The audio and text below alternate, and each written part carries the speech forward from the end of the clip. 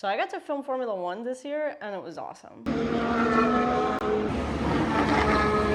I cannot express to you how cool this track is. I really cannot believe that this is like something that can be done at all. Is they shut down basically the entire city. It is extremely inconvenient to the people that live in Vegas, but for the people that don't live in Vegas, it's amazing. I honestly, I couldn't believe that it's something that can be done. It's just such a logistical nightmare, this track. I felt really lucky to have been able to see it because I don't think that they're going to do this race that much. I think next year is probably the last year, and then I don't know where they'll move on from there, but it is definitely amazing that they can shut down the entire city for this. It's crazy.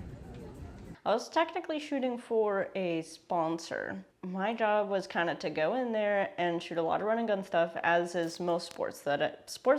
Sports in general is a lot of run and gun, but yeah, I had my pretty much everything that fit into my one suitcase that I could take on the plane. So I even took like this super light Manfrotto tripod because we just had to do like a super tiny, super fast interview and basically no lights. I actually brought this light, which is a super small, like little kind of, I don't even know what to call this, little doohickey. Like it's just a little tiny little light.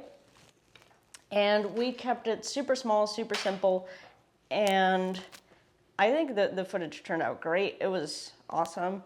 I got to experience Formula One, which I always wanted to and never really got to because I don't come to the States that often. My setup was pretty much the FX6, run and gun, some audio on, using on the top handle. And I don't know, I had such a good time, you guys. I wish I could fill up my entire schedule in 2025 with motorsports. It's really hard to do that because a lot of the times the teams have full-time people. So it's kind of hard to just fill up your schedule with just sports, but I am down to shoot anything. So if you're motorsports people, hit me up. I'm down. I wasn't originally into motorsports. It's something that just kind of fell on my lap. So in 2022, I got to shoot IndyCar, and I had no idea what IndyCar was. It was just something that kind of fell on my lap. And I never like intentionally tried to shoot motorsports or just sports in general. Just a lot of sports have fallen on my lap, and now it's like my favorite thing to shoot. Maybe this video will keep me accountable, but I really hope that in 2025 I'm able to do way more motorsports.